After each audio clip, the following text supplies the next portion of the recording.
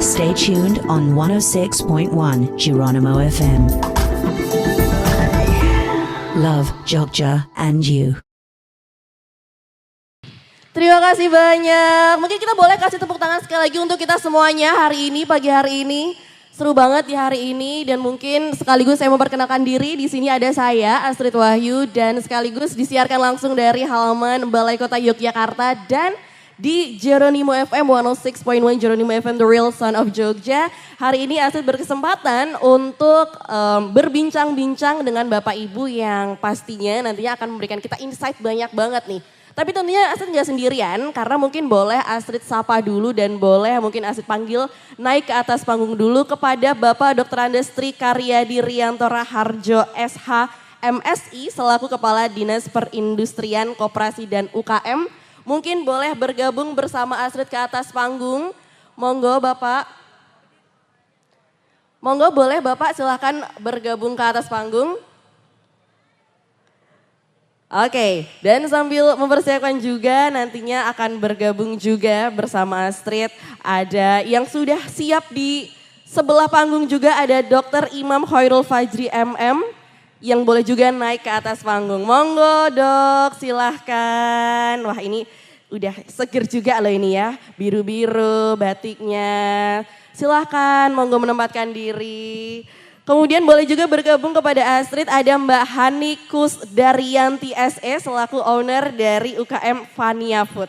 Monggo Mbak silakan boleh naik ke atas panggung.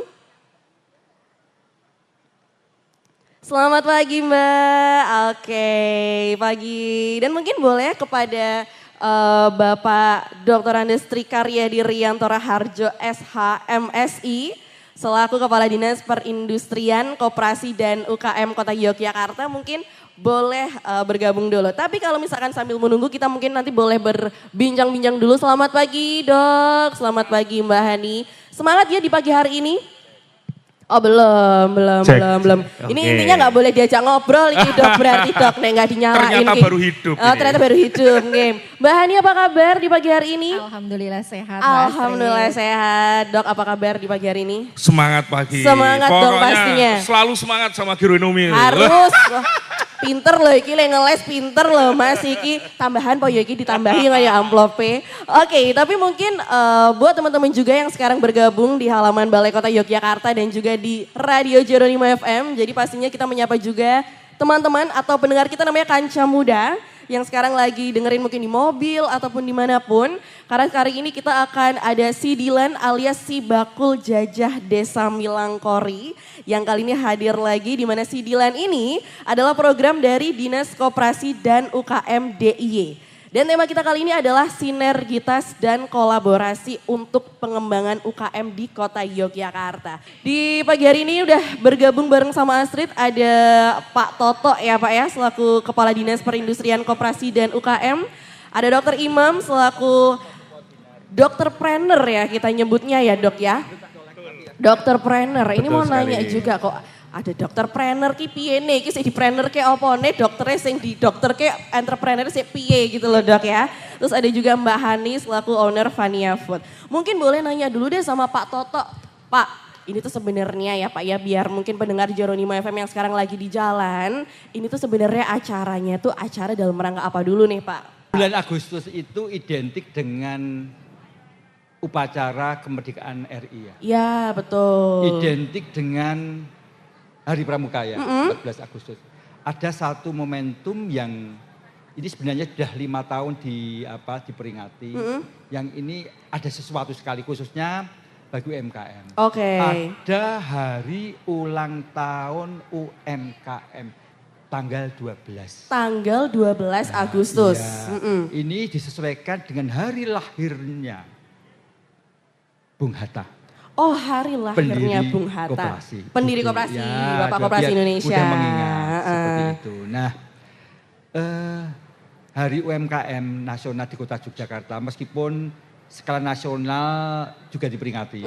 Tapi ya artinya belum belum masing-masing daerah itu belum memaknai secara dalam. Oke. Kami ingin hari ulang tahun UMKM ini untuk Kota Yogyakarta ini bisa dimaknai seperti itu. Dimaknai dalam apa? Untuk lebih berbenah diri, untuk selalu berkreasi, berinovasi, agar apa? Mempunyai daya saing. Itu satu. Oke, itu satu. Dua. Punya daya saing. Dua. Ini dicatat ya, nanti ada ujiannya soalnya Pak, mencongak nanti ya Pak ya. Jadi dicatat ini. Oke. Makanya biar punya daya saing, makanya kami mengusung tagline ya. UMKM Jogja. Apa tadi? Apa ya Pak? Ayo. Apa ayo? Saya nyontek dikit ke belakang Ayo, Bangga lokal, bangga lokal, berdaya global. Ketika Nah, berbicara global itu kan punya daya saing. Jadi artinya bahwa UMKM itu tidak berkutat punya ekspektasi. Produkku kalau yang cukup, tidak, harus punya daya saing internasional. Oke. Coba tanya Mbak Ani nanti. Nah. Sama Dr. Trainer ini nanti. iya, nanti saya tanya juga. Dan ini masih Dan loh Mbak. Oh iya. Masih Siapa Jan. ini saya masih nyatet kok Jan. Pak. Saya takutnya tiba-tiba nomor induk saya Iya. dipanggil ya Pak. Coba lirik hadap sana ini. Ini ada bestie saya. Itu. Tadi ada Afgan. Oke. Mana ini Afgan? Ada. Masih cek sound Pak. Pak Afgan Gunawan. ya, Pak. Pak Gunawan dari BPD Jogja. Iya. Ada Pak Udin itu. Oke. Dari Bank Jogja. Dari Bank Jogja. Kemudian ada Kadin, Kamar Dagang Industri. Ada Pegadian.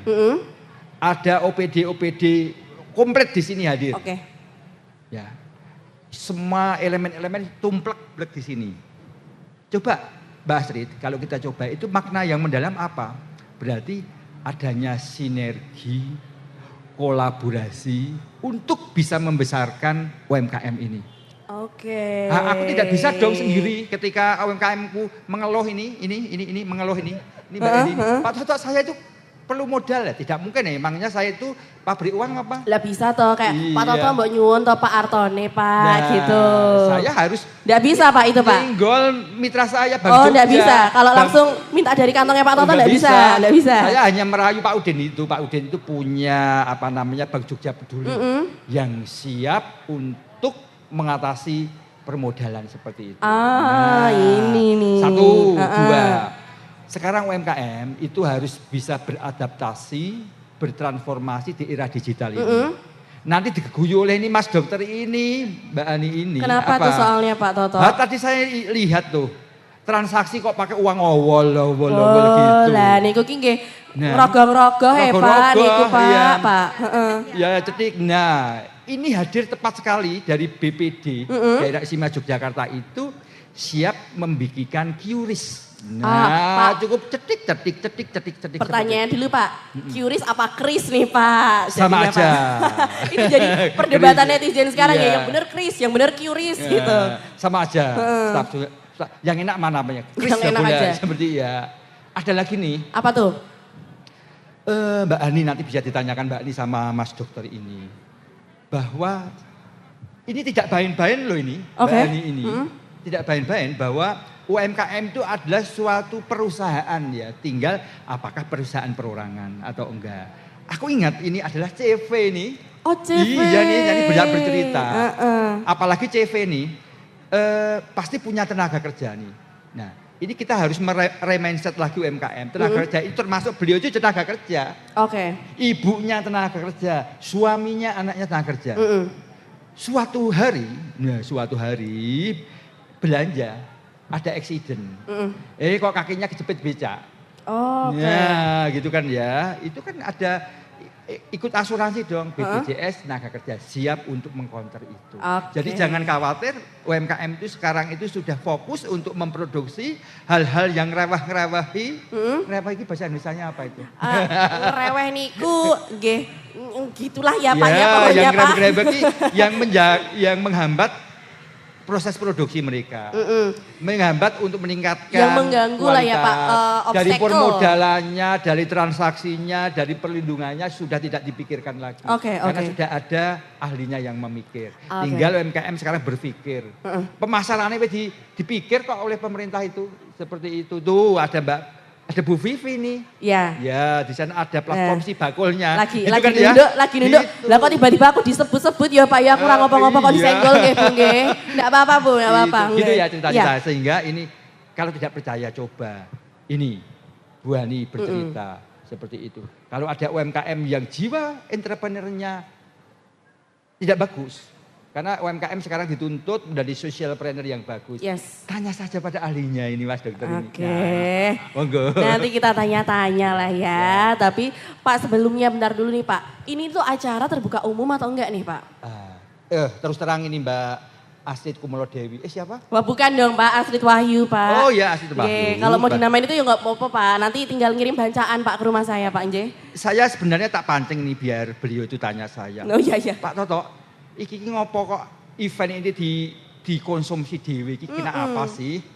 Kok di balik kota kenapa?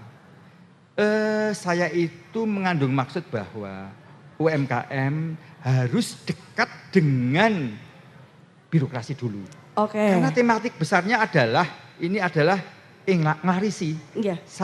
Nglarisi itu adalah salah satu platform Jogja Smart Service dalam bertransaksi jamuan makan minum, snack makan, rapat, tamu antara penyedia jasa. Penyedia jasa itu siapa? UMKM ini yang jual. Oke, iya, iya. Kemudian pengguna jasa siapa? OPD terkait yang akan belanja. Seperti itu. Biar ini anggap saja bisnis matching yang mempertemukan seperti itu. Oke. Kota Yogyakarta itu smart city. Ya. Yes. Smart city adalah kota yang memberi kemudahan pada UMKM-nya seperti itu. Cuman nih, smart city itu kan ada beberapa dimensi nih. Iya. Ada dimensi lingkungan, ada dimensi ekonomi, ada dimensi society, yaitu. Nah ini dimensi society-nya gitu ya.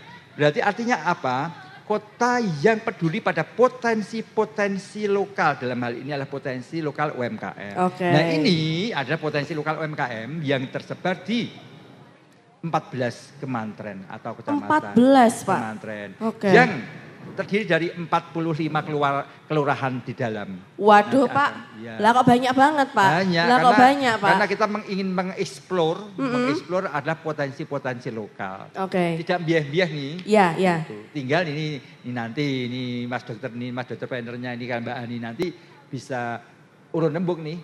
Beliau bisa testimoni. Artinya begini. Aku ingin selaku pembina bahwa ini potensi-potensi lokal ini jangan sampai stuck. Perlu kita dorong. Ada testimoni yang bagus nih. Nah, ini Mbak Ani ini. Langsung nanti kita tanya. Iya, tak tembak ini. Gimana kiat-kiatnya Mbak Ani itu? Ya. Apakah ini berkat beliaunya sendiri lari kencang sendiri, tidak minga-mingu kata mata kuda, ataukah ini peran dari Banyak pihak. banyak pihak? Ayo. Nah, Gitu ya. nanti kita Seperti tanya itu. langsung nih Pak Toto. Ketika ini terjadi, pastinya itu butuh motivator. Oh, mestinya potensi-potensi lokal ini dieksplor lebih dalam. Ini dokter ininya nanti yang akan banyak bercerita. Oke, nanti kita Gitu tanya ya. nih. Ya.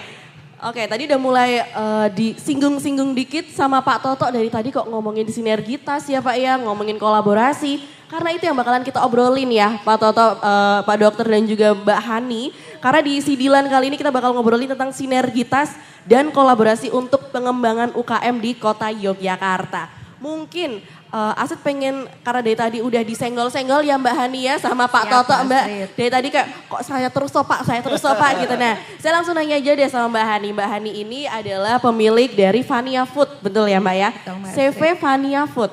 CV Vania Food Indonesia Sehat. CV Vania Food Indonesia Sehat. Iya. Mbak boleh diceritain dulu dong Mbak sebetulnya dari CV Vania Food Indonesia Sehat ini sendiri itu bergerak di bidang apa sih Mbak? Kalau namanya food ya pasti food ya Mbak ya, nggak mungkin tiba-tiba mebel ya Mbak ya. Cuman maksudnya itu bergeraknya spesifikasinya di mana sih Mbak? Oke, monggo Mbak ya, Hani. Terima kasih Mbak Astrid. Kami di Vania Food itu sebetulnya awalnya concern di pengolahan ikan. Oke. Jadi kegiatan kami sehari-hari ya memproduksi aneka olahan ikan. Kami mengawali sudah dari tahun 2008. Jadi sudah cukup 2008 ya, Mbak ya? Nah, itu perjuangannya luar biasa Mbak Astrid. Iya. Dari jatuh bangun sehari masak 1 kilo nggak laku dimakan sendiri gitu nggak Mbak? Yuyu Nah. pangan lele ya Pak ya, rapayu pangan dewe ya Mbak ya. Betul. Nah, alhamdulillah sekarang kami berkembang jadi sebuah badan usaha yang status pajak kami juga sudah PKP. Wow, oke. Artinya omset kami sudah 4,8 M ya kalau PKP minimal. Itu Awalnya yaitu dari masak 1 kilo, 2 kilo, sekarang kami ada 30 macam olahan lebih. 30 Mbak. Nah, itu kalau dulu saya sudahlah bendera putih nih nyerah gitu. Mungkin nggak akan bisa duduk di sini bareng Pak Toto. Yes. Gitu ya Pak. Nah, Yes. Daya juang yang Daya juang ya Pak ya. Nah, Oke. waktu itu memang berproses ya Mbak. Saya perlu, jadi misalnya nih pengen menawarkan produk ke supermarket. Itu pasti ditanyakan legalitasnya apa saja. Saya sampaikan ini gitu. Kurang ini Bu, kurang halal, kurang MD gitu. Jadi aduh dapat halal, dapat MD ini saya harus nyari kemana ya gitu. Yeah. Jadi memang harus sering-sering sowan ke dinas. Oh, Tentunya oke. dinas-dinas yang biasa membina kami UMKM ini gitu nggih Mbak. Gitu. Jadi alhamdulillah sekarang kami juga bergabung di Sibakul. Untuk kami memanfaatkan fasilitasi subsidi ongkir. Oh, oke. Ya. Lumayan Mbak, lumayan banget. Jadi Sangat misalnya lumayan, nih Mbak, itu. konsumen kami yang ada di lereng Merapi, yang ada di bahkan sampai luar kota. Oh, oke. Gitu. Apalagi produk kami kan produk frozen ya. Yes. Jadi untuk pengiriman ke luar kota itu harus pakai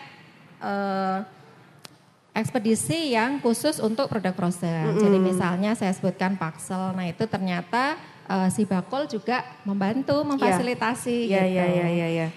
Nah selain itu untuk tenaga kerja kami dulu saya masak sendiri Mbak waktu itu masih 2008 itu masak 2008. sendiri Mbak itu. Saya punya bayi, masih kerja, kebayang ya Mbak. Jadi kata tetangga saya, tante ki janjane ngopo toh gitu. Iya. Jam 3 pagi sudah gelontangan panci-pancinya gitu. Terus nanti saya sudah tidur, tante masih gelontangan. Gitu. Iya. Saya Ditanyain, masak. boleh iya apa toh Mbak gitu. Ya itu prosesnya Mbak. Oke saya. Jadi waktu itu hanya otak-otak Banten saja nggih. Oke. Sekarang kami juga bermitra dengan beberapa dinas untuk sebagai vendor penyedia makan dan minum. Kegiatannya instansi gitu. Oke, jadi dari jatuh bangun dulu di 2008. Ya, saya masak sendiri. Kami sekarang ber-16 untuk yang di olahan ikan. Wow. Untuk yang di catering ber-8. Jadi total 16 itu 24. hanya di olahan ikannya aja Mbak. Iya. Ditambah 8-nya tadi di Yang catering. cateringnya. Berarti total 24 ya Mbak ya. Dan semua sudah kami fasilitasi BPJS tenaga kerja. Wow. Karena oke. kami sudah merasakan manfaatnya Mbak. Iya. Oke, saya penasaran banget nanti gimana dari yang awalnya 1 orang. Awalnya tadi ya Mbak ya, Yuyu Pangan Wewe, Rapayu Pangan Dewe tadi tuh ya Mbak ya. Kok sekarang tiba-tiba udah banyak, kemudian melibatkan banyak pihak. Nanti saya akan balik lagi sama Mbak Hani. Sekarang saya mau geser dikit sama yang tadi udah disenggol-senggol juga sama Pak Toto ya Mas ya. Ini langsung aja Dok, mungkin Siap. pengen nanya dulu Dok ya. Boleh dong. Dokter, kan ini namanya dokter trainer. Siap. Nah, iki opo to Dok? Kok ada namanya sakjane dokter apa entrepreneur apa piye iki Dok? Dokter trainer. Nah, Kalau ini ditanyain boleh. saya profesinya apa? Pengusaha. Pengusaha. Nah, hobinya apa? Jadi dokter. Sik. Hobi itu harus dibayar mahal dong. Kok nyebai ya Dok iki ya Dok? Kok hobinya dokter ya? Saya juga Hobinya pengen. dokter. Saya juga pengen hobinya dokter Dok kalau gitu. Dan di dokter saya nggak nanggung-nanggung. Saat ini saya sedang menempuh pendidikan spesialis di UGM. Wow, oke. Jadi pokoknya di entrepreneurship saya harus profesional, di dokter juga harus profesional. Nah, ini boleh dijelasin nih Dok, dokter trainer itu gimana? Apakah waktu lagi ngoperasi yuk nawak-nawak ke pasiennya apa gimana Dok ini Dok? Oke.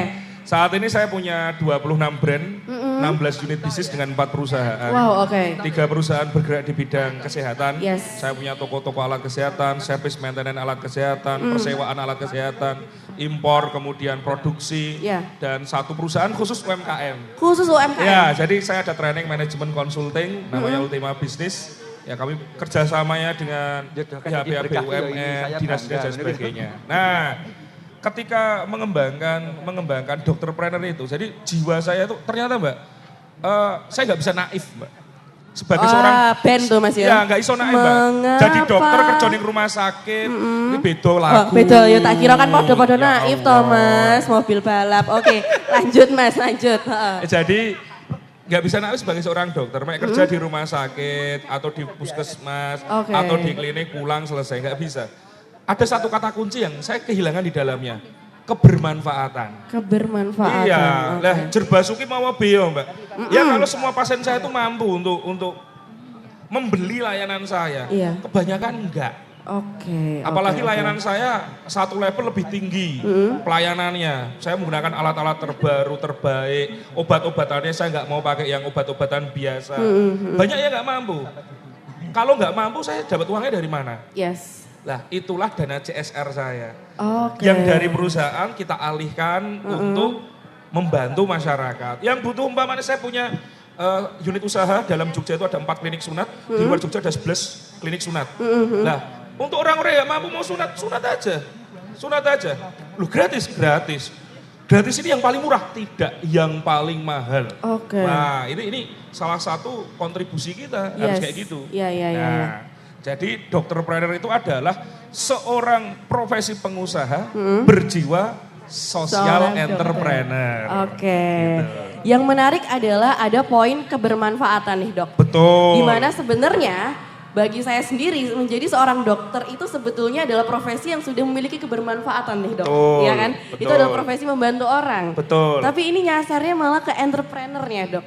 Karena kesehatan tanpa keuangan itu bagi saya omong kosong. Oke. Mau sehat itu, sekarang sehat itu murah Mbak, yang mahal itu sakit. Masalahnya orang ke dokter itu dalam kondisi sehat atau sakit? Sakit dong dok. Sakit. Sakit Nah, dong. untuk mempertahankan kesehatan itu butuh apa? Finansial. Finansial tetap Pak. Maka saya daripada saya pasien-pasien saya datang tuh sakit terus, kenapa nggak saya, kalau saya berdayakan 1, 2, 3 UMKM, 100 UMKM, 1000 UMKM yang dia bermanfaat bagi sekitarnya, ekonominya lebih kuat, kira-kira nih kesehatannya lebih kuat nggak?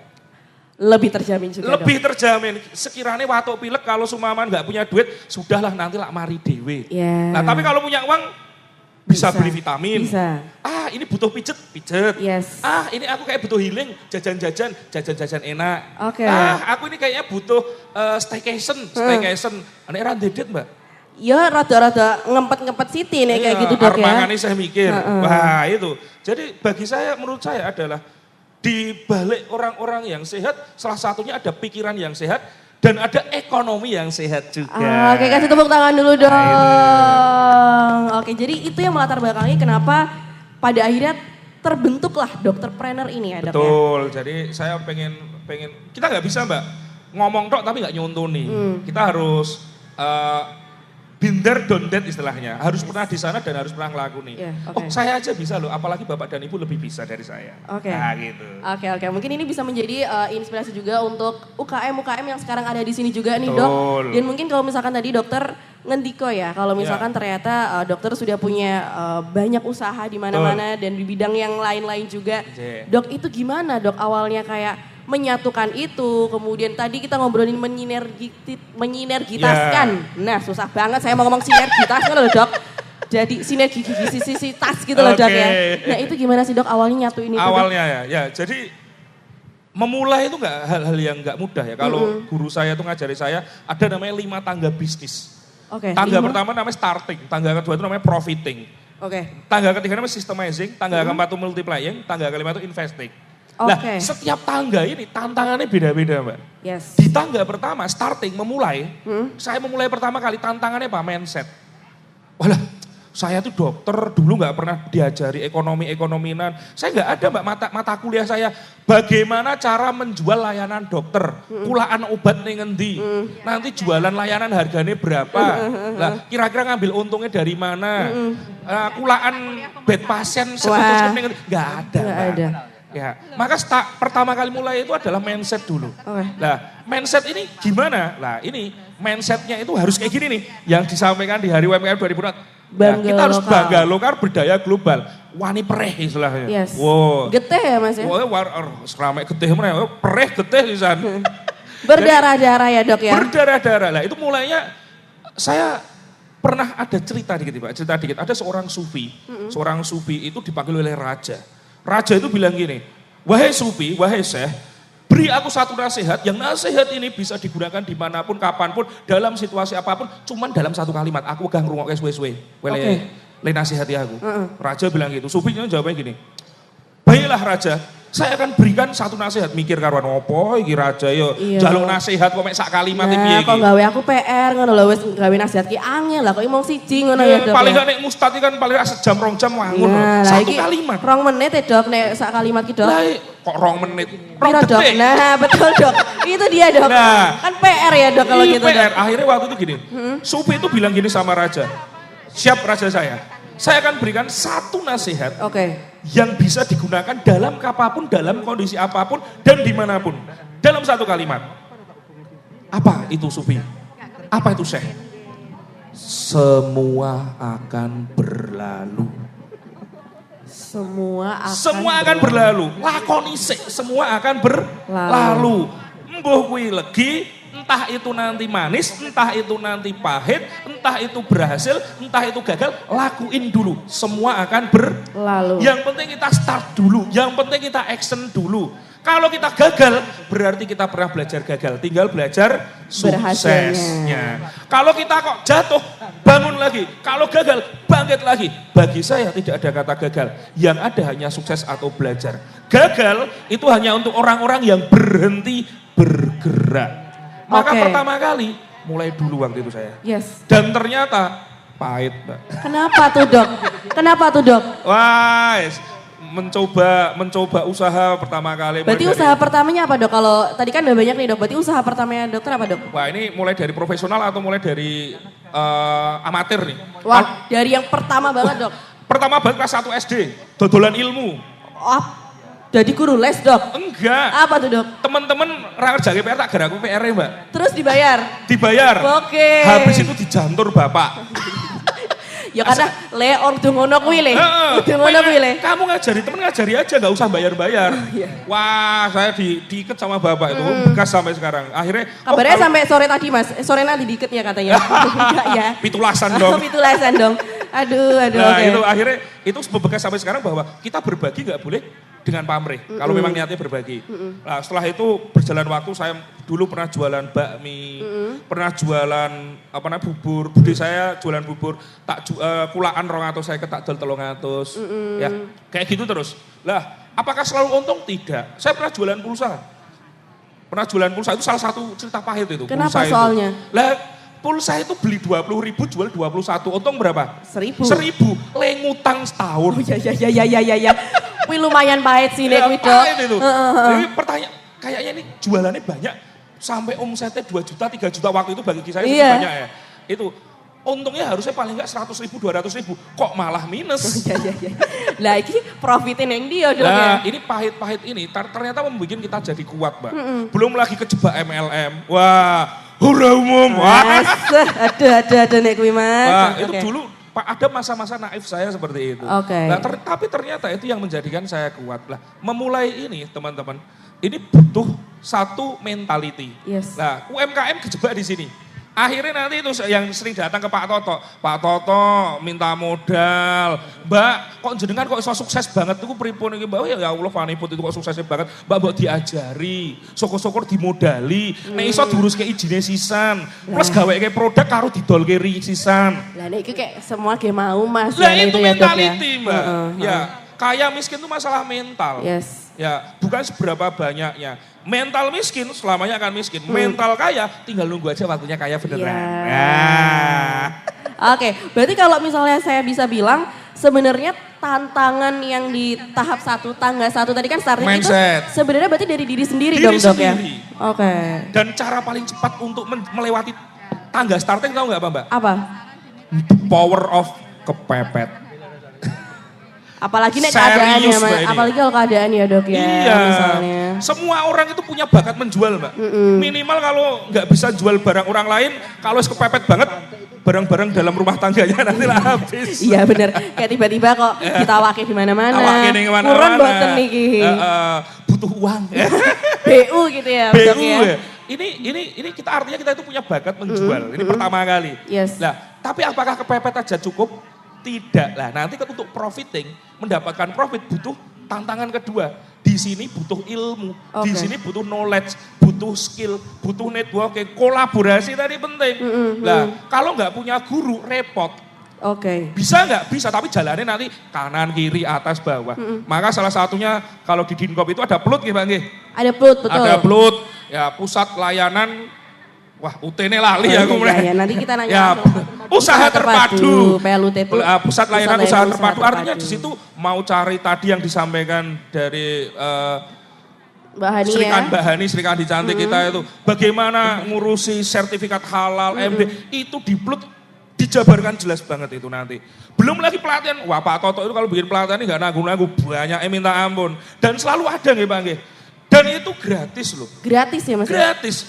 Kadang-kadang ini mental UKM kita tuh apa dikai ati njaluk rego rempel loh. Rempel loh Mas. Heeh. Syukur-syukur karo ngerogoe sak paha atas karo sak dadane ngono Mas. Wah, buka fried chicken. Nah, betul nih Mas.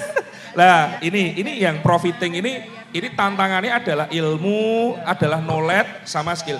Kata kuncinya apa? Untuk bisa cepat profit. Kolaborasi.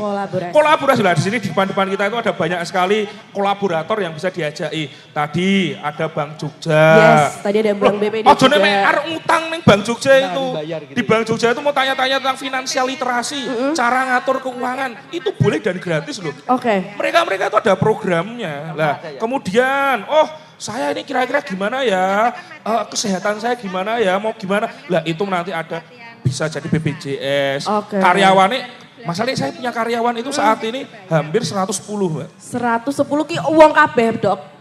Kui uang kabeh Dok, kuis Dok. Iya, mosok Uang yo kabeh, Dok. minti kan. Iya, 110 ya Dok. Lah itu kalau semua all group saya ya. Betul. Lah itu semua didaftar, karena manusia itu gak cuma butuh duit ya Dok. Kadang-kadang butuh namanya kenyamanan. Biar mereka terjamin kenyamanannya gimana? Oh, kamu sudah tak daftarkan BPJS. Kamu jaminan hari tuamu clear cetok. Kamu nanti ada namanya jaminan kematian. Kemarin kok Mbak, karyawan saya dari berkecelakaan. Pulang dari kerja, diklaim bisa kok. Gratis semuanya. Nah inilah pentingnya gitu. Jadi ketika nanti entrepreneur itu sudah punya profiting, systemizing, punya karyawan banyak, ya jangan mikirin diri sendiri toh, ramai saya penting profit. Pikirkan juga staff-staffnya, pikirkan juga karyawannya. Karena kalau mau bertumbuhnya cepat, kata kuncinya kolaborasi. Semua dipikirkan dengan baik. Gitu. Oke, itu tadi ya. Balik ke poinnya adalah kebermanfaatan juga. Betul ya, Dok, sekali. Ya? Pokoknya rahmatan lil alamin. Wow. Rahmat untuk seluruh alam. Iya, rahmat bagi siapa? Karyawan bagi birokrat, bagi dinas-dinas, bagi pembeli, konsumen, supplier, kompetitor aja dirahmati Mbak. Yes. Kita berkompetisi boleh tapi ngerendahin nggak boleh. Itu dia, itu poin pentingnya karena kadangkala yang dilupakan adalah kompetisi itu konotasinya sekarang kadang-kala jadi negatif, saling menjatuhkan. Nggak boleh. Padahal sebenarnya kompetisi itu ya harusnya persaingan sehat ya Dok lah ya kita mau berdaya global kalau nggak pernah kompetitif gimana nggih Pak Toto?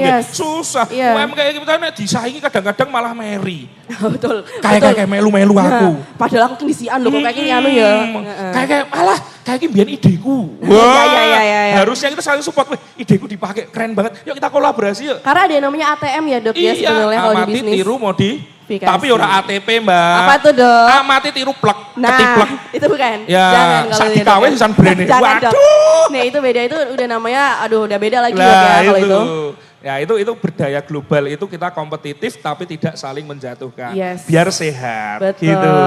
Nah ini menarik banget karena dari tadi disebutkan banyak ternyata pihak-pihak yang terlibat, apalagi tadi dari Mbak Hani, dari dokter juga. Nah mungkin sekarang saya pengen tanya sama Pak Toto. Pak Toto, kalau dari dinas sendiri sebenarnya kalau misalkan ada pelaku UKM kayak Mbak Hani ini, di mana butuh pihak dari bank, pihak dari BPJS nih Pak Toto, kemudian butuh pihak dari PLUT tadi yang bisa memfasilitasi. Nah kalau dari dinas sendiri untuk mengkolaborasikan itu semua tuh gimana sih Pak Toto? Ya. Jadi semua mitra-mitra dinas muaranya ke UMKM ya, untuk membesarkan UMKM. Jadi kita itu ada simbiose saling menguntungkan, seperti itu. Perbankan itu kreditur ya, jadi butuh bisa menyalurkan uang-uangnya untuk kebermanfaatan pada pada UMKM. Pastinya yang tahu peta jalannya itu kan dinas, gitu. Pastinya berkolaborasi dengan saya Pak Toto. Data UMKM-nya mana ya yang potensi-potensi untuk bisa dikembangkan menjadi lebih besar. Itu biasanya Mas Udin ini seperti itu berarti goleki saya itu. Potensi-potensi saya itu mana ya mau tak pinjami nih dengan ketentuan berlaku. Seperti itu contohnya. Mbak, saya minta izin Mbak Asri. Saya kepengen jadi host ini Mbak. Kenapa tuh Pak Toto soalnya? Ya ini saya dipancing ini, pancing ini nanti tidak ditanyain sama Mbak Asri. Apa tuh Pak Toto? Ini ketika ini Mas Dokter itu bercerita, itu bola bali UMKM Kota Jogja bangga luar berdaya global. Itu satu. Dua, ada pelatihan-pelatihan yang dilakukan oleh Pak Toto. Saya jadi ingat nih ketika kami banyak memfasilitasi UMKM Kota Yogyakarta. Ini kan mohon maaf lahir batin nih, tidak berbasis NIT nih. Ya toh, berbasis program proyek. Wow, nanti akan pada pelatihan ini. Ketika tidak berbasis NIT, artinya ya akan berlalu begitu saja. Pernah dilatih digital marketing, dilatih packaging, dilatih apa-apa dan sebagainya akan berlalu. Ada sih 1, 2, 3 yang nyantol. Tapi banyak teman-teman saya itu belum bisa mengimplementasikan. Nah ini ada paradigma baru nih. Disentil Pak Toto biar berdaya global. Ya. Itu bagaimana nek saya nek saya gini Pak Toto. Saya ingin pelatihan itu saya yang bayar kok. Bukannya saya yang gaya, gitu. Bukan saya yang gaya. Tapi ketika saya bayar, saya pasti akan memperhatikan. Aku bayar oke kok. Iya, karena ada rasa tanggung jawab lebih ya Pak ya. Nah, ini tak jadi host nih. Ini ceritanya gimana Mbak Hani?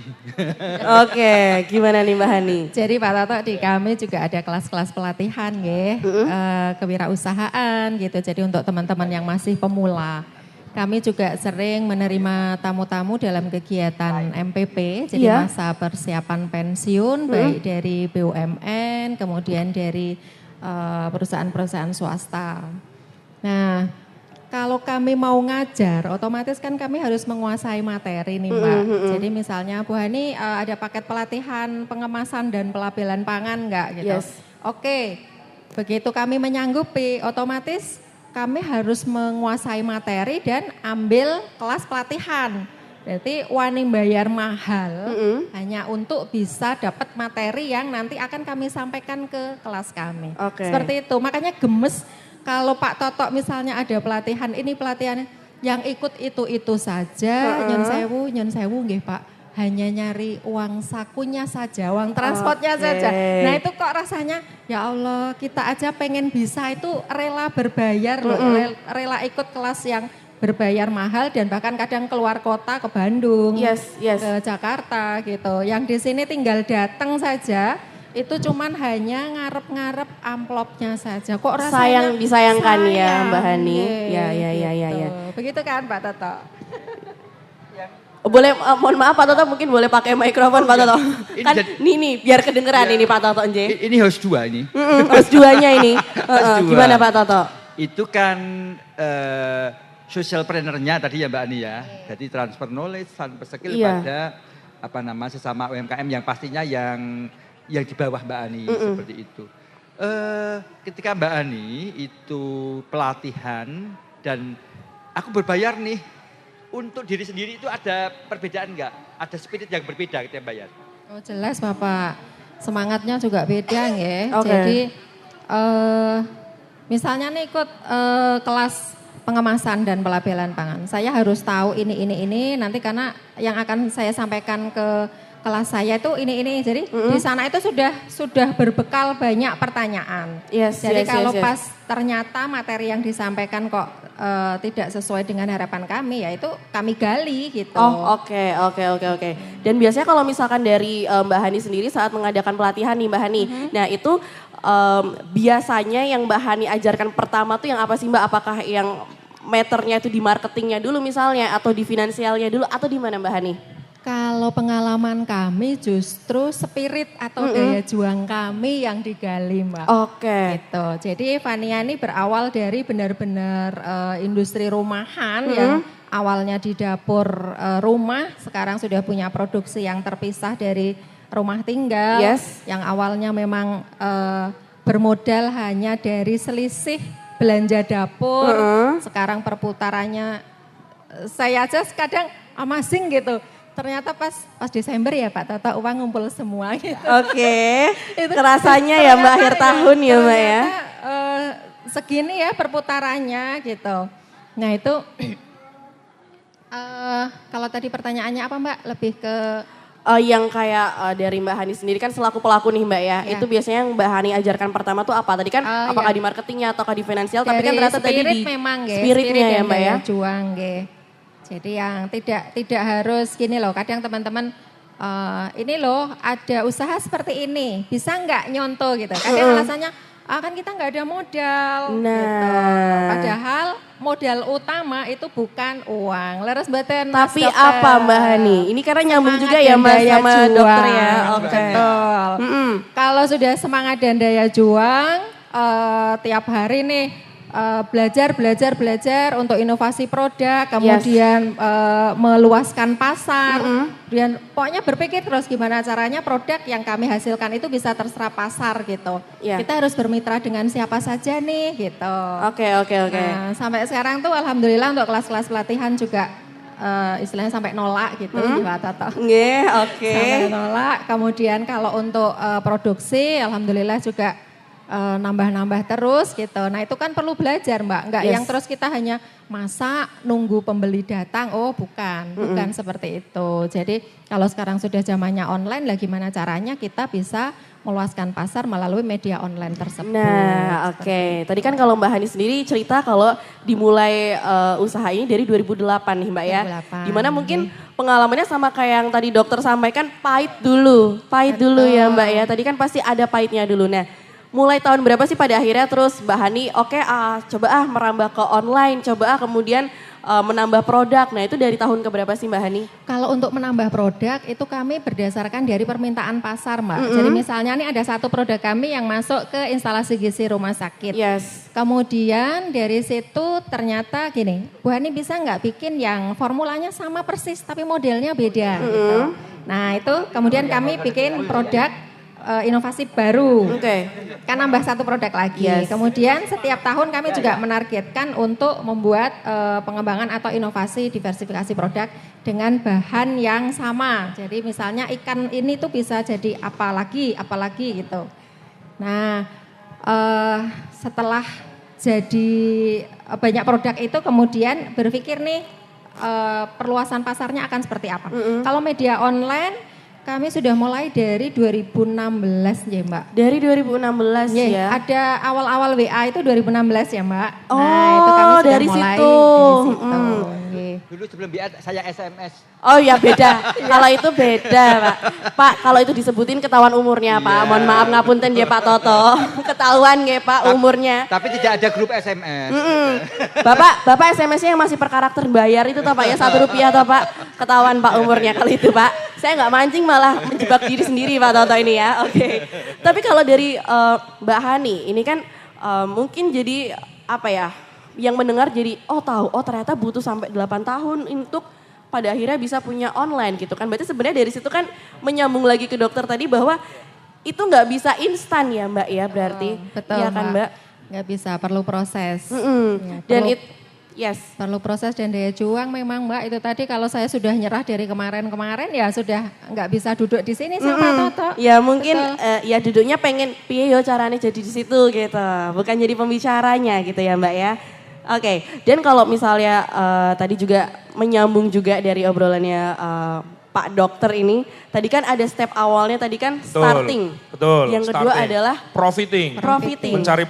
Mencari profit. Nah itu gimana nih untuk bisa sampai ke step kedua nih? Kedua, oke. Setelah kita itu punya usaha, kan punya usaha aja nggak cukup, harus survive dong. Iya betul. Nah, maka di sini ini adalah tantangannya gini, bisnis itu sederhana. Problem ketemu sama solusi. Masalah ketemu solusi. Masalahnya kebanyakan teman-teman UKM kita memulainya dari solusi dulu. Nggak tahu siapa yang butuh problem, punya produk dulu. Jadi seolah-olah bikin inovasi dulu, bikin solusi dulu, baru cari masalahnya. Yang punya masalah siapa ya? Bikin keripik dulu, bikin kue-kue dulu, bikin baju dulu. Tapi giliran ditanya mau jualnya kemana bingung. Akhirnya nggak laku nanti sambat. Nah, memang untuk mencari market ini tidak mudah. Tapi bukan berarti ini juga susah. Iya, bukan berarti tidak mungkin. Sekarang ada namanya teknologi website yang paling keren. Apa tuh? Dan itu udah lama banget. Apa itu, Dok? GOOGGL. Google. Google nih gue itu, Dok. Nah itu nyari apa saja di situ ada. Kalau mau tahu pasar apa, ketik aja. Trend fashion 2024 muncul kok. Ya, makanan populer 2023 muncul. Yes. Nah, itu salah satu pasar potensial. Oke. Maka kita ketahui dulu siapa target marketnya. Ya, kalau target market itu punya problem apa? Disinilah inovasi itu muncul. Berawalnya dari keresahan, berawalnya dari keluhan, berawalnya dari problem. Problem yang disediakan solusi, jadilah produk. Iya. Kayak tadi Mbak Hani cerita, instalasi gizi, Mbak bisa nggak Mbak Hani aku dibikinin olahan ikan yang lain nggak cuman ini. Ini kan problem. Problemnya, betul. Sama Mbak Hani dengan kreatifnya dibikinin solusi. Yes. Jadilah Vania Food. Oke. Problem ketemu sama solusi, duit. Nah, tapi apakah itu saja cukup punya solusi dari problem? Belum. Kita market ini harus clear. Nah, salah satunya nanti pricing strateginya. Oke. Jualannya gimana? Ya, kelebihannya apa? Dalam mengembangkan produk ada namanya USP, unique selling proposition, keunggulan dari suatu produk. Ya, Unique ini selling harus point ya, clear. Mas, ya? Unique sellingnya apa? Itu harus clear. Diferensiasinya apa? Harus clear. Bedanya apa produk ini dengan produk lainnya? Contoh ini kalau Sumama Vania Food bisa clear jawab. Kita sudah MD Dok, kita bahannya fresh, kita tanpa pengawet, diolahnya higienis. Nah, mungkin kayak gitu ya Mbak Fani ya? Yes. Kok Mbak Fani lagi? Mbak Bukan dong, Hani. Mbak Hani Mas. Saya jadi kayak, Mbak Fani. Iya. Nanti jadi Hani Food dong, Iya. kebalik Mas. Kan Vania Food Iya. Mas. Nah itu pun saya gitu tanyain, Dokter Imam kalau sebagai dokter keunggulannya apa? Saya bisa jawab dengan cepat.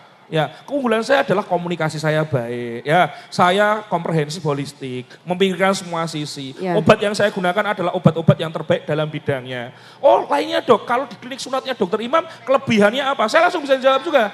Oh, saya menggunakan teknologi terkini. Ya, operatornya memiliki jam terbang lebih dari 10.000 anak.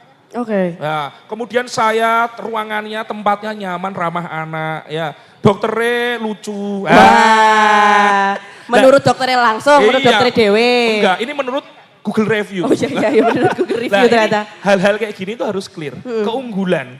Lah, keunggulan ini kita harus nanti memperhatikan. Ketika mau jualan keunggulan ini artinya kita jualan nanti di harga kan. Kita memperhatikan dua, namanya konten, namanya konteks. Konten itu adalah rasionalnya. Bahan, fungsi, kegunaan dan sebagainya. Yes. Itu konten. Ada yang kedua namanya konteks. Yaitu. Ngemasnya. Oke. Contoh, saya ini bawa tas ireng ini Mbak. Seumpama saya bilang, Mbak Astrid, Iya. ini di dalamnya emas loh Mbak. Oh. 1 kilo. Emas imam apa emas apa iki? Ini tenanan lagi Mbak Mas iki. 1 kilo paling enggak kan 100 juta, Iya. 130 juta. Oke. Tak jual aja 20 juta ke Mbak. Percaya nggak kira-kira? Belum dong Mas lah, cuma tas hitam doang kok Mas. Ini isinya emas loh. Wah, enggak, ntar dulu Mas saya. Inilah the power of bungkus. Oke. Kalau bungkusnya nggak meyakinkan walaupun isinya bagus, kira-kira gimana? Masih mikir dulu Nah, sih, ini Dok. produk kita itu keren-keren banget loh. Ini bagus-bagus banget loh. Yes. Kontennya oke-oke. Wah ini rasanya nikmat-nikmat. Tapi kadang-kadang ngemasnya itu belum dapet gitu loh. Ngemas itu nggak ngomong hanya tampilan fisiknya. Storytellingnya, ceritanya. Lah kita nggak cuma storytellingnya, kita ngomongin filosofinya. Lah ada namanya produk benefit. Nah, produk ini benefitnya apa? Ada namanya social benefit. Ini berpengaruh pada sosial apa?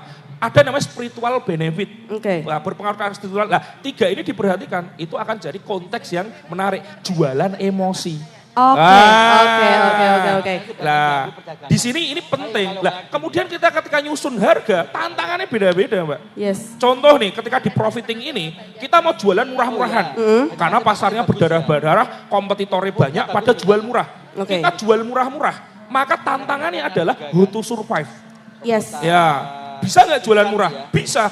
Tapi gimana mau berkembangnya? Oke. Waduh. Oh, kita bergeraknya di pasar potensial atau blue ocean. Ini tantangannya udah beda lagi Mbak ini. Ya, ini mungkin saingannya nggak banyak tapi ada. Maka di sini tantangannya adalah how to manage. Bagaimana manajemen. Nah, ya, ngontongnya ya, tapi ya. nek kelupaan, nggak bisa misahin keuangan pribadi sama bisnis. Yes. Wah, Hancur sih Mas itu. nanti berakhir di Bank Jogja atau Bank BPD Tapi sebagai berakhirnya debitur. apa? Nah, beda ya dok ya. Nah, tapi kalau nanti bisa ngatur, berakhirnya adalah jadi ini perkara uang itu pelicin. Yes, dok. Uang itu pelicin. Jadi kalau lagi memulai jangan buru-buru utang. Tapi kalau lagi berjaya mau mempercepat, leverage-nya salah satunya adalah Hutang di bank ya dok ya. saya bilangnya adalah mengambil investasi dari bank. Mengambil investasi dari bank dan disitulah peran kolaborasi dari bank itu bisa masuk ya dok ya untuk di bagian profiting itu ini tadi. Tantangan di level menengah tadi. Nanti ada lagi satu lagi Mbak Apa tuh, tantangannya. Dok? Kalau jualannya mahal, produknya oke, keren banget, diferensiasinya kuat, jualannya mahal, ya harganya mahal, maka tantangan di level ini adalah how to sell. How to share. Iya, bagaimana dodolannya, bagaimana jualannya. Kan nggak semua orang butuh produk mahal. Oke. Pasarnya ceruknya itu spesifik. Lah, ini semua untuk di profiting, Mbak. Memperhatikan produknya, jualannya, kebutuhannya. Pada akhirnya kita ngomongin dari A sampai Z, bagaimana cara kita itu menjual produk kita dengan baik. Yes. Sehingga menguntungkan. Itu profiting, Mbak. Betul. Dan kalau misalkan ngomongin profiting, mungkin nanti boleh sambil kita bergeser ke Mbak Hani juga Boleh, ya. silakan. Kalau misalkan kita ngomongin profiting nih, itu kan profiting itu tidak lepas dari kompetitor. Betul ya, Dok, sekali, ya? betul nah, sekali. sebetulnya mungkin kita boleh bergeser nih ke Mbak Hani nih. Mbak Hani Hani, mungkin kita boleh nanya nih. silakan. Kalau tadi kita udah sampai stage profiting, di mana itu kan kita ya berkecimpungnya sama kompetitor. Mbak, kalau menurut Mbak Hani sendiri sebenarnya kompetitor itu bisa nggak sih jadi mitra kolaborasi kita gitu loh Mbak? Nah mungkin boleh nih Mbak, ini menarik nih soalnya. Nah ini Mbak Astrid, kalau saya sendiri misalnya ada kelas-kelas pelatihan gitu ya Mbak. Itu selalu saya sampaikan untuk alumni kelas pelatihan kami yang sudah mempunyai produk layak jual. Yes. Bisa dibawa ke tempat kami untuk kami bantu memasarkan. Oke. Jadi kami sendiri kan ada bidikan pasar mulai kelas ekonomis sampai yang premium. Jadi yang kelas ekonomis misalnya ke kantin sia sekolah gitu. Ekonomisnya tuh bukan berarti barang elek didol murah loh Mbak. Jadi kami tetap kualitas. Jadi misalnya ikan juga tetap ikan segar yang kami gunakan. Yes. Bukan ikan yang setengah busuk gitu atau sudah mati berkali-kali. Cuman formulanya itu kita tambah dengan tambahan yang lain biar harganya bisa ekonomis. Oke. Gitu.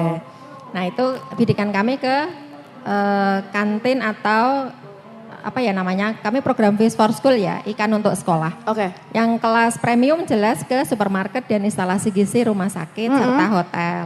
Nah jadi nanti itu melalui proses seleksi Mbak.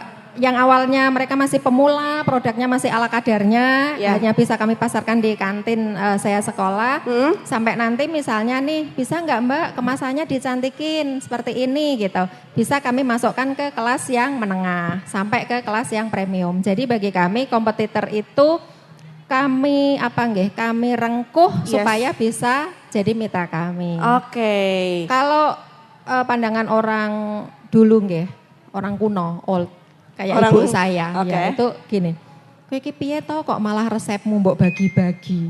Padha wae menciptakan kompetitormu sendiri gitu. Iya. Pasti ada juga yang masih berpikir kayak gitu Mbak. Itu gimana menjawab pertanyaan itu Mbak Hani? Nah itu saya sampaikan ke ibu, Bu. Kalau kita rengkuh, kita kita jadikan mitra, kita malah bisa lebih kuat.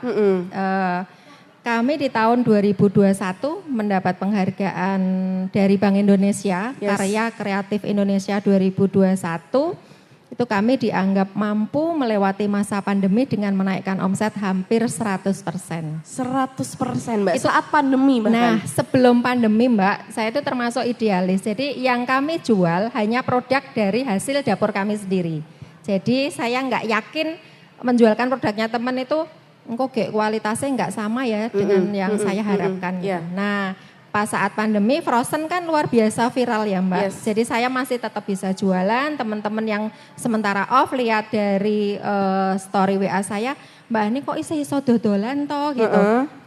Mbak aku bisa bantu apa gitu. Mbak aku ki pasarnya kan wisata ya. Jadi karena wisata ditutup, jadi otomatis saya meliburkan tenaga kerja. Nah dari situ saya coba main ke sana, saya foto, saya beli sedikit dulu untuk sampel. kemudian saya tawarkan ke WA Group agen kami karena tim pemasar kami itu kami jadikan satu di dalam wadah WA Group. Coba ternyata repeat ordernya bagus. Oh, Nah itu ternyata dari satu teman saya jualkan tidak hanya produk saya nggih dari Gunung Kidul, dari Sleman, dari Bantul, Kulon Progo. Ternyata bisa nambah omset kami itu tadi. Oh, ternyata malah dari mengkolaborasikan yang awalnya jadi Betul. kompetitor ya Mbak Ya. ya? Iya, oke. Seperti itu Mbak Astri. Oke, ini menarik banget. Jadi ternyata dari tadi kita membahas tentang sinergitas, tentang kolaborasi. Ternyata kolaborasi itu tidak hanya yang, mitra itu tidak hanya yang kita pikir pihak kita aja ya Pak Toto. Bahkan ternyata yang kita pikir kayak dalam tanda kutip saingan, itu ternyata kita bisa jadikan mitra juga nggak Pak Toto nggih? Oke, tapi kalau dari mungkin Dina sendiri nih Pak Toto, ada nggak sih semacam pelatihan di mana banyak pelaku usaha yang mungkin sama dan mereka bisa membagikan kisah mereka di sana tuh gimana sih Pak Toto? Itu gimana Pak Toto? Ini Mbak Astrid, yang saya hormati.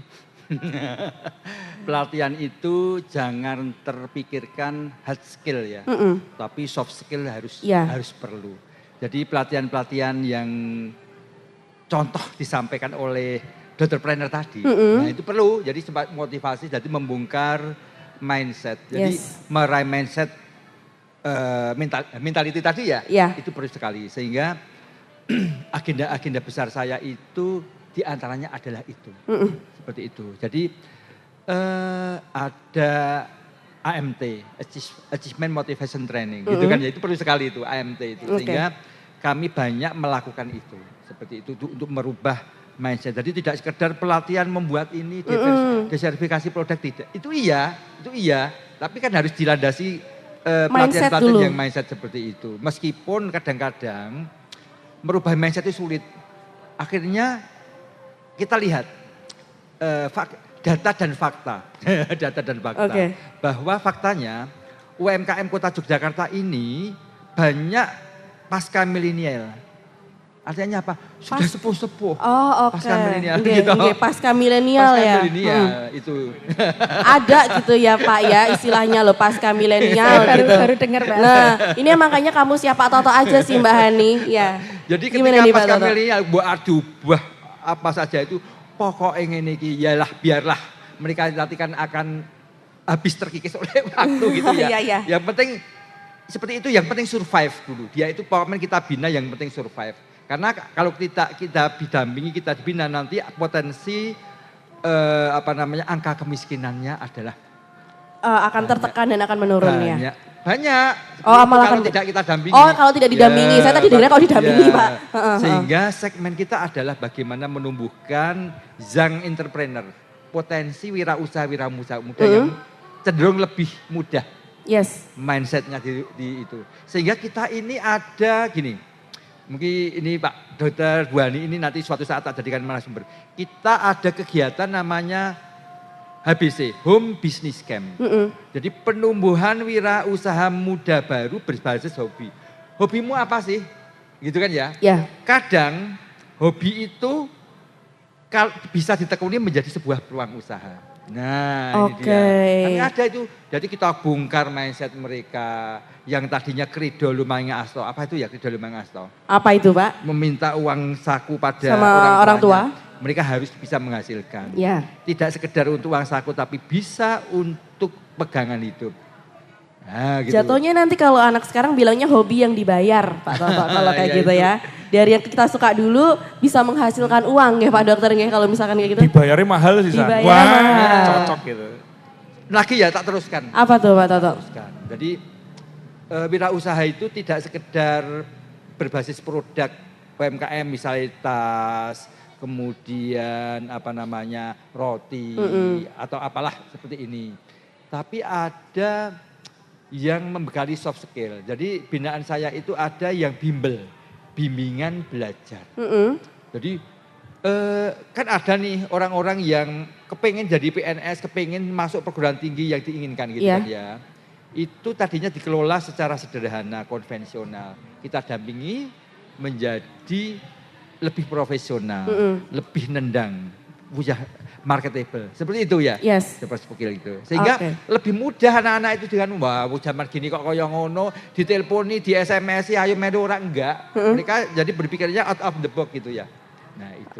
Oke, jadi ternyata apa ya kayak pelatihan yang dikasih dinas itu tidak melulu langsung produknya yang dijadikan, tapi justru malah dari landasannya dulu Pak Toto. Iya, fondasinya harus kuat. Nah, dan ternyata dari mindset itu tadinya bisa naik ke tangga-tangga yang tadi disebutin Pak Dokter Betul tadi ya Pak ya.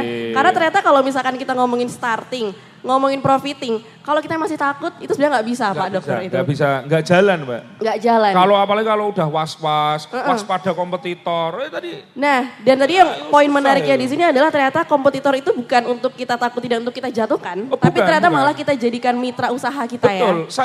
saya itu kalau di dunia sunat, saya kan ada trainer sunat internasional. Oke. Saya sehingga detik ini saya tuh punya 437 sertifikat. Di dunia sunat itu 157 sertifikat. Saya nyunat di lintas 5 negara. Wow. Dengan jam terbang 10.370 anak. Kui anak-anak kabeh, kui Dok. Ya, ada dewasa juga sih.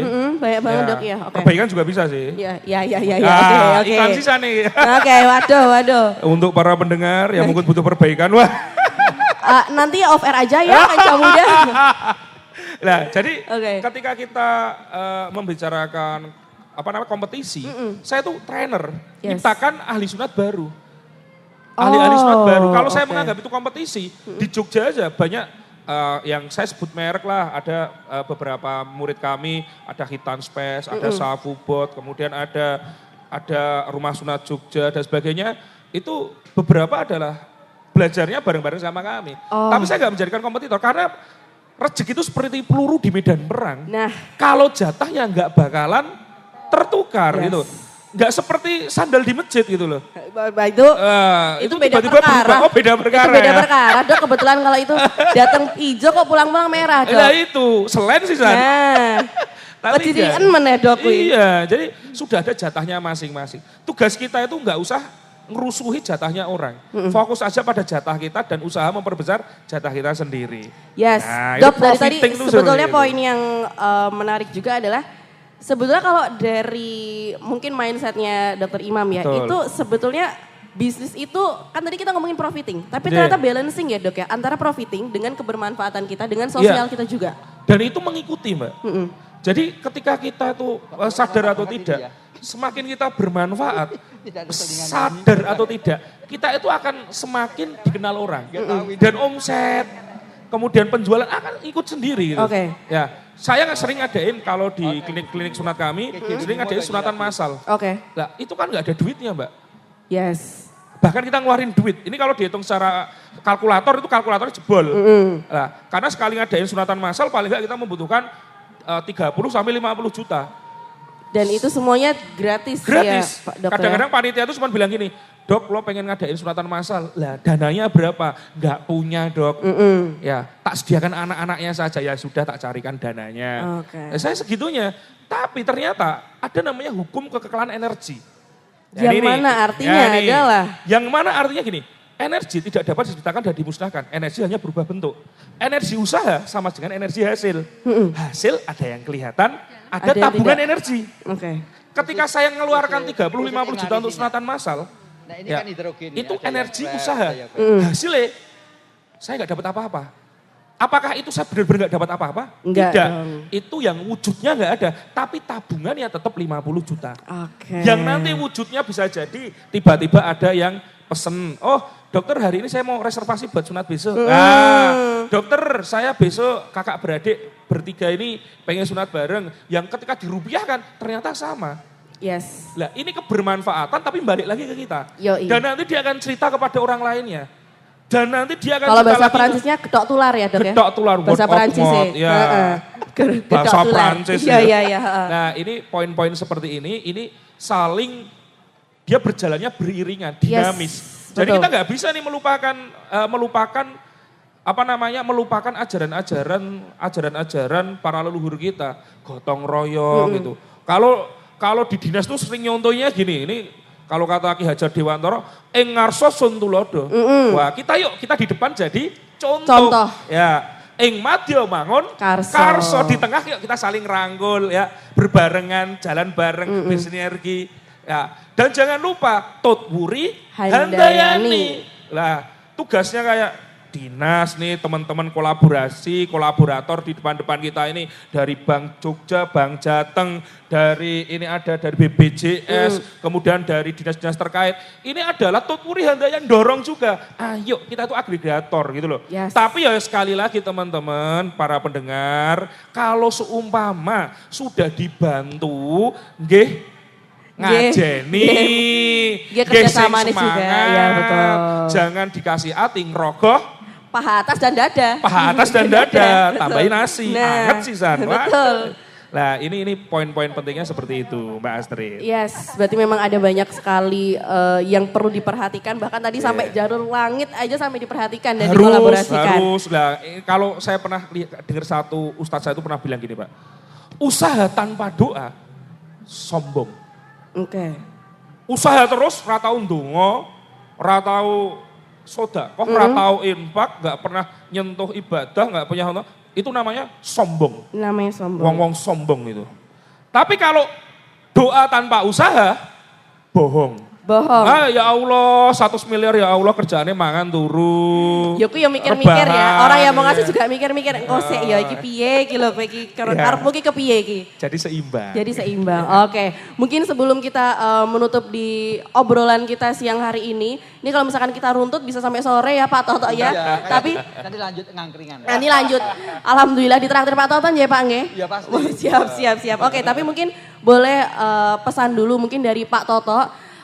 Selaku dari dinas mungkin ingin memberikan pesan untuk teman-teman yang mendengarkan, bisa jadi yang pelaku usaha, yang sudah berusaha, atau malah yang mau berusaha masih takut-takut. Nah mungkin Pak Toto punya pesan apa Pak? Monggo. Singkat aja kok saya itu. Oke. Jadi mari kita perbaiki mentality UMKM. Yes. Kita rubah mindset yang kurang baik menjadi baik. Mungkin ini pesan buat pendengar dulu nih Mbak Hani juga sebelum kita menutup perbincangan kita juga. Gimana biar kita nggak nyerah biar kayak Mbak Hani. Walaupun di awal dari tahun 2008 susah getihnya ya Mbak ya. Tapi kemudian bisa bertahan sampai tahun 2024. Gimana biar nggak nyerah nih Mbak Hani? Apa nggih? Intinya semangat terus aja sih Mbak Astrid. Jadi mau belajar. Sekarang media belajar itu banyak sekali. Yes. Ya, jadi dengan belajar kita bisa membuka wawasan ya. Oh, ternyata bisa ya pakai program ini nih jualan secara online gitu. Jadi intinya sehari harus meluangkan waktu untuk belajar. Tidak hanya membaca buku saja, tapi juga bisa mengutip pengalaman dari teman yang sudah lebih sukses dari kita. Oke, jadi intinya mau belajar ya. Oke, itu dari Mbak Hani. Dan terakhir nih dari Dokter Imam. Dok, mungkin boleh kasih pesan buat Siap. pelaku-pelaku usaha gimana biar kalaupun berusaha itu nggak mandiri, dalam arti nggak mandiri, bukan nggak mandiri, tapi bukan yang terus dia benar-benar maunya sendiri, tidak mau melibatkan pihak-pihak lain. Nah ini punya pesan apa nih Dok? Oke, saya akan, ada salah satu quote yang saya suka banget. Dari salah satu aktor favorit saya namanya Denzel Washington. Yes. Ya, dia bilang gini, without commitment, you will never start. Without commitment. Tanpa komitmen, kamu nggak akan pernah memulai. Without consistency, you will never finish. Oke. Tanpa konsisten, kamu nggak akan pernah menyelesaikan. Yes. Apa yang dimulai Mbak Hani, kalau Mbak Hani itu nggak konsisten, nggak bakalan bisa selesai.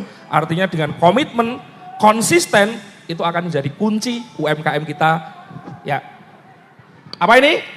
Bangga lokal, berdaya global. Kita kasih tepuk tangan. Tanpa tapi, dong. tanpa nanti, take action, make it happen. Yes, terima kasih banyak. UKM Kota Jogja, bangga lokal, berdaya global. Terima kasih banyak siang hari ini. Selamat menikmati semua yang ada di Balai Kota Yogyakarta ini. Selamat bergabung juga untuk teman-teman yang sedang mendengarkan. Dan kalau gitu saya Astrid Wahyu harus pamit dulu. Terima kasih banyak Pak Toto, terima kasih Dokter Imam, dan terima kasih Mbak Hani. Saya Astrid Wahyu pamit dulu. Love Jogja and you. Terima kasih, selamat siang semuanya. See.